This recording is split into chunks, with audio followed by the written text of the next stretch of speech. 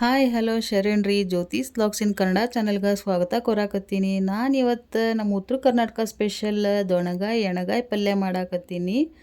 ಈ ಪಲ್ಯಾಗ ಏನೇನು ಬೇಕಂತ ನೋಡ್ಕೊಂಬರೋಣ ಬರ್ರಿ. ನಾನು ಇಲ್ಲೇ ಜವಾರಿದ ದೊಣಗಾಯಿ ಮೆಣ್ಸಿನ್ಕಾಯಿ ತೊಗೊಂಡೇನಿ ರೀ. ಜವಾರಿ ತೊಗೊಂಡ್ರೆ ಪಲ್ಯ ಭಾಳ ಚಲೋ ಆಗ್ತೈತಿ. ಒಂದು ಈರುಳ್ಳಿನ ಈ ರೀತಿ ಸಣ್ಣದಾಗಿ ಕಟ್ ಮಾಡಿ ಇಟ್ಕೊಂಡೀನಿ. ಜೀರಿಗೆ, ಸಾಸ್ವೆ, ಸ್ವಲ್ಪ ಗುರೆಳ್ ಪುಡಿ, ಕರಿಬೇವ, ಒಂದು ನಿಂಬೆ ಹಣ್ಣಿನ ಗಾತ್ರದಷ್ಟು ಹುಣಸೆ ಹಣ್ಣು, ಹಂಗೆ ಇಲ್ಲೇ ಒಂದು ಅರ್ಧ ಕಪ್ನಷ್ಟು ಶೇಂಗಾನ ಹುರಿದು ತೊಗೊಂಡಿನಿ. ಸ್ವಲ್ಪ ಬೆಲ್ಲ ತೊಗೋರಿ. ಈ ಪಲ್ಯಕ್ಕೆ ಬೆಲ್ಲ ಹಾಕಿದ್ರೆ ಭಾಳ ರುಚಿ ಆಗ್ತೈತಿ. ಹಂಗೆ 1 ಟೇಬಲ್ ಸ್ಪೂನಷ್ಟು ಗರಂ ಮಸಾಲ ತೊಗೋರಿ, ಚಿಟಿಗೆ ಅರ್ಶಿನದ ಪುಡಿ, ಮತ್ತು ನಿಮಗೆ ರುಚಿಗೆ ಎಷ್ಟು ಬೇಕಲ್ಲ ಅಷ್ಟು ಉಪ್ಪು ತೊಗೋರಿ. ಮತ್ತು ಕಾಯಿ ತುರಿನ ನಾನಿಲ್ಲಿ 1 ಕಪ್ ತೊಗೊಂಡಿನಿ. ಇವಾಗ ಇದನ್ನು ಹೆಂಗೆ ಮಾಡೋಣ ಅಂತಂದು ನೋಡ್ಕೊಂಬರೋಣ ಬರ್ರಿ. ನೋಡ್ರಿ, ಈಗ ಈ ದೊಣಗಾಯಿನ ಹಿಂಗೆ ಹೊಟ್ಟೆ ಸೀಳ್ಬೇಕ್ರಿ. ಹೊಟ್ಟೆ ಸೀಳೋದು ಅಂತ ಅಂದ್ರೆ ಮ್ಯಾಗಿಂದ ತುಂಬ ತೆಗಿಲಂಗೆ ದೊಣ ಮೆಣ್ಸಿನ್ಕಾಯಿ 2 ಹೋಳು ಆಗ್ಲಂಗೆ ಇಡೇ ಮೆಣ್ಸಿನ್ಕಾಯಿನ ಹಿಂಗೆ ಒಳಗೆ ಕಟ್ ಮಾಡ್ಕೊಳ್ಳೋದನ್ನು ಹೊಟ್ಟೆ ಸೀಳೋದು ಅಂತ ಹೇಳ್ತೀವಿ.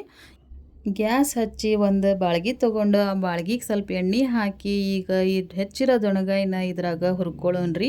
ನನಗೊಂದು ಹ್ಯಾಬಿಟ್ ಐತ್ರಿ. ಅದು ಏನಂದ್ರೆ ನಾವು ತಿನ್ನೋಂಥ ಆಹಾರದೊಳಗೆ ಏನೈತಿ ಏನಿಲ್ಲ ಮತ್ತು ನಾವು ಏನು ಆಹಾರ ತೊಗೊಂಡ್ರೆ ನಮ್ಮ ಆರೋಗ್ಯ ಚಲೋ ಇರ್ತೈತಿ ಅಂದು ಫ್ರೀ ಟೈಮ್ನಾಗ ಸ್ವಲ್ಪ ಸರ್ಚ್ ಮಾಡ್ಕೊತ ಇರ್ತೀನಿ ರೀ.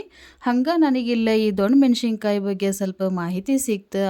ಅದೇನಪ್ಪ ಅಂದ್ರೆ ಇದ್ರೊಳಗೆ ಫ್ಲೆವನಾಯ್ಡ್ಗಳು ಮತ್ತು ಸೈಟೋಕೆಮಿಕಲ್ಗಳದಾವು. ಈ ಕೆಮಿಕಲ್ಗಳು ನಮ್ಮ ಹೃದಯದ ಆರೋಗ್ಯಕ್ಕೆ ಭಾಳ ಒಳ್ಳೇದೈತ್ರಿ. ಹಂಗೆ ಇದ್ರೊಳಗೆ ಫೈಬರ್ ಸಮೃದ್ಧವಾಗೈತಿ. ಈ ಫೈಬರ್ನಿಂದ ನಮ್ಮ ಜೀರ್ಣಕ್ರಿಯೆನೂ ಉತ್ತಮವಾಗ್ತೈತಿ. ಇದು ಕಡಿಮೆ ಕ್ಯಾಲರಿ ಹೊಂದೈತ್ರಿ. ಹಂಗೆ ನಮ್ಮ ದೇಹದೊಳಗಿರುವಂತಹ ಕ್ಯಾಲರಿಗಳನ್ನ ಬರ್ನ್ ಮಾಡೋಕ್ಕೆ ಭಾಳ ಚಲೋ ಐತ್ರಿ. ಇದ್ರೊಳಗೆ ಲುಟಿನ್ ಅಂಶ ಐತಿ. ಇದು ನಮ್ಮ ಕಣ್ಣಿಗೆ ಭಾಳ ಒಳ್ಳೇದು. ಇದ್ರ ಒಳಗೆ ಆ್ಯಂಟಿ ಆಕ್ಸಿಡೆಂಟ್ಗಳದಾವು. ಇವು ನಮ್ಮ ಉರಿಯೂತ ನಿವಾರಣೆಗೆ ಭಾಳ ಚಲೋ ಐತ್ರಿ.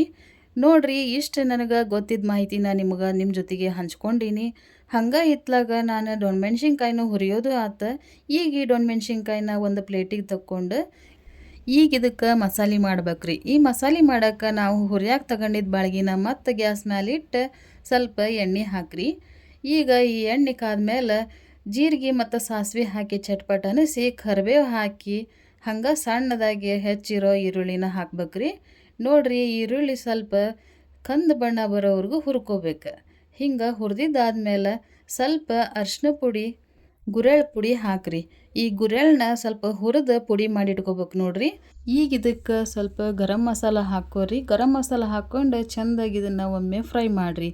ಹಿಂಗೆ ಫ್ರೈ ಮಾಡೋದ್ರಿಂದ ಏನಾಗ್ತೈತಿ ಅಂದ್ರೆ ಈರುಳ್ಳಿ ಎಲ್ಲ ಮಸಾಲಿನ ಚೆಂದಾಗಿ ಅಬ್ಸರ್ವ್ ಮಾಡ್ತೈತಿ ನೋಡ್ರಿ. ಈಗ ಇದಕ್ಕೆ ಹುರಿದಿರೋ ಶೇಂಗಾ ಮತ್ತು ಹಸಿ ಕೊಬ್ಬರಿನ ಮಿಕ್ಸಿ ಮಾಡಿ ಹಾಕೋರಿ. ಮಿಕ್ಸಿ ಮಾಡೋವಾಗ ಅದಕ್ಕೆ ನೀರು ಹಾಕಕ್ಕೆ ಹೋಗ್ಬೇಡ್ರಿ. ಹಂಗೆ ತರಿಯಾಗಿ ರುಬ್ಕೋರಿ. ಮತ್ತು ನಾನಿಲ್ಲೇ ಶೇಂಗಾದ ಸಿಪ್ಪಿ ತೆಗ್ದಿಲ್ಲ ನೋಡ್ರಿ. ಈ ಶೇಂಗಾದ ಸಿಪ್ಪಿ ತೆಗೆದ್ರೆ ಈ ಶೇಂಗಾ ಮ್ಯಾಲಿರೋ ಸಿಪ್ಪ್ಯಾಗ ಪ್ರೋಟೀನ್ ಲೇಯರ್ ಇರ್ತೈತಿ, ಎಲ್ಲ ಹೋಗ್ಬಿಡ್ತೈತಿ. ಹಾಗಾಗಿ ನಾನಿಲ್ಲೇ ಶೇಂಗಾದ ಸಿಪ್ಪಿ ತೆಗಿಲಂಗೆ ಯೂಸ್ ಮಾಡಾಕತ್ತೀನಿ ರೀ. ಇದೇನಪ್ಪ ಈಕಿ ನಾವೆಲ್ಲರೂ ಮಾಡುವಂಗೆ ಪಲ್ಯ ಮಾಡಾಕತ್ತಾಳ, ಮತ್ತೇನೈತಿ ಇದ್ರಾಗ ಸ್ಪೆಷಲ್ ಅನ್ಕೋಬೇಡ್ರಿ. ಇದೇನಪ್ಪ ಸ್ಪೆಷಲ್ ಈ ಪಲ್ಯದ ಅಂತ ಅಂದ್ರೆ ಹಿಂಗೆ 1 ಬೈ 1 ಒಂದೊಂದು ಹಾಕ್ಕೊಂತ ಚೆಂದ ಹುರ್ಕೊಂತ ಪಲ್ಯ ಮಾಡಿದ್ರೆ ಪಲ್ಯ ಭಾಳ ಮಸ್ತ್ ಬರ್ತೈತ್ರಿ. ನೋಡ್ರಿ, ನಾನು ಇವಾಗ ಹುಣಸೆ ಹಣ್ಣು ರಸ ಮಾಡಿಟ್ಕೊಂಡಿದ್ದೆ ಅದನ್ನು ಸೇರಿಸಿ ಒಮ್ಮೆ ಹಿಂಗೆ ಮಿಕ್ಸ್ ಮಾಡ್ಕೊತೀನಿ. ಈಗ ಇದಕ್ಕೆ ಬೆಲ್ಲ ಮತ್ತು ರುಚಿಗೆ ಎಷ್ಟು ಬೇಕಲ್ಲ ಅಷ್ಟು ಉಪ್ಪು ಹಾಕಾಕತ್ತೀನಿ. ಇವಾಗ ಮತ್ತೊಮ್ಮೆ ಹಿಂಗೆ ಮಿಕ್ಸ್ ಮಾಡ್ಕೋಬೇಕು ನೋಡ್ರಿ. ಎಲ್ಲನೂ ಹಿಂಗೆ ಪದೇ ಪದೇ ಮಿಕ್ಸ್ ಮಾಡೋದ್ರಿಂದನೇ ಪಲ್ಯ ಚಲೋ ಬರ್ತೈತ್ರಿ.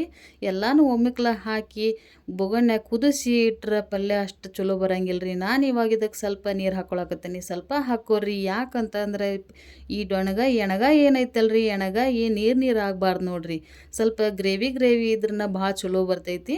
ನೋಡ್ರಿ, ಇವಾಗ ನಮ್ದು ಈ ಮಸಾಲೆ ಎಲ್ಲ ರೆಡಿ ಆಗೈತಿ. ನಾನು ಇದನ್ನು ಸ್ವಲ್ಪ ಆರಾಕ್ ಬಿಡ್ತೀನಿ. ಇವಾಗಿದು ತಣ್ಣಗಾಗೈತೆ ನೋಡ್ರಿ. ಈಗ ಇದನ್ನು ನಮ್ಮ ದೊಣಗಾಯಿ ಒಳಗೆ ಹೊಟ್ಟೆ ತುಂಬಿಸೋಣ್ರಿ. ಹೊಟ್ಟೆ ತುಂಬಿಸೋದಂತ ಅಂದ್ರೆ ಏನು ಅಂದ್ಕೊಂಡಿರಿ?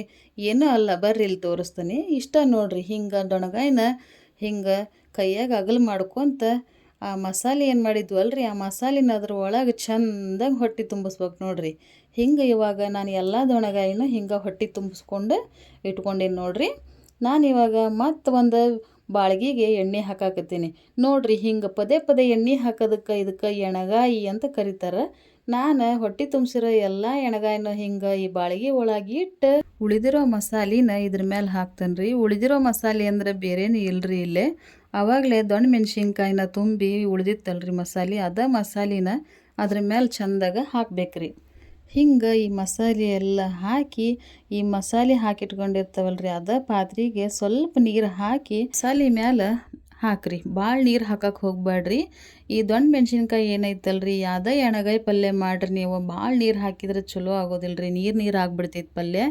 ಹಿಂಗೆ ಗ್ರೇವಿ ಬಂದ್ರನ ಚಲೋ ಆಗ್ತೈತಿ. ನಾನಿಲ್ಲೇ ದೊಣಗಾಯ್ದ ತೊಟ್ಟು ಕೆಳಗೆ ಮಾಡಿ ಹೊಟ್ಟೆ ಮ್ಯಾಲೆ ಮಾಡಿ ಬೇಯಿಸ್ಕೊತೀನಿ ನೋಡ್ರಿ. ಹಿಂಗೆ ಎಲ್ಲನೂ ತೊಟ್ಟು ಕೆಳಗೆ ಮಾಡ್ಬೇಕು. ತೊಟ್ಟು ಕೆಳಗೆ ಮಾಡಿ ಹೊಟ್ಟೆ ಮ್ಯಾಗ ಮಾಡಿ ಬೇಯಿಸೋದ್ರಿಂದ ಏನಪ್ಪ ಅಂದ್ರೆ ತೊಟ್ಟಿನ ಹತ್ರ ಸ್ವಲ್ಪ ಬೀಜ ಅದೆಲ್ಲ ಇರ್ತೈತಿ, ಚೆಂದಾಗಿ ಬೇಯೋದಿಲ್ಲ. ಹಾಗಾಗಿ ತೊಟ್ಟನ್ನ ಕೆಳಗೆ ಮಾಡಿ ಹೊಟ್ಟೆ ಮ್ಯಾಗ ಮಾಡಿರಿ.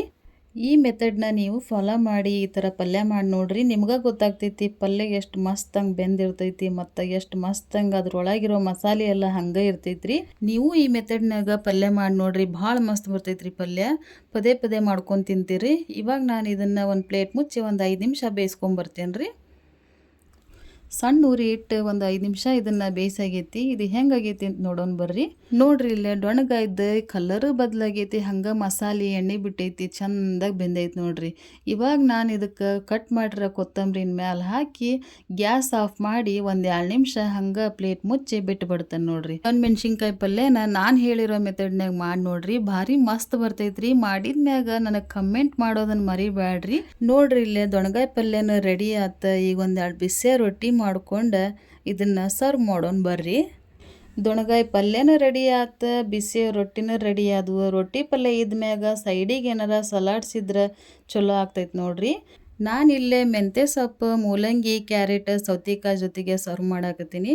ಇವತ್ತಿನ ಈ ರೆಸಿಪಿ ನಿಮಗೆಲ್ಲ ಇಷ್ಟ ಆಗೈತಿ ಅಂತ ಭಾವಿಸ್ತೀನಿ. ಇಷ್ಟ ಆಗಿದ್ರೆ ನನಗೆ ಕಮೆಂಟ್ ಮಾಡಿರಿ, ಲೈಕ್ ಮಾಡಿರಿ, ಹಂಗೆ ನನ್ನ ಚಾನಲ್ನ ಸಬ್ಸ್ಕ್ರೈಬ್ ಮಾಡ್ಕೊಂಡು ನೋಡ್ರಿ ಅಂತ ಹೇಳ್ತಾ ಎಲ್ಲರಿಗೂ ಸರ್ವೇ ಜನ ಸುಖಿನೋ ಭವಂತು, ಅನ್ನದಾತೋ ಸುಖೀ ಭವ. Thank you.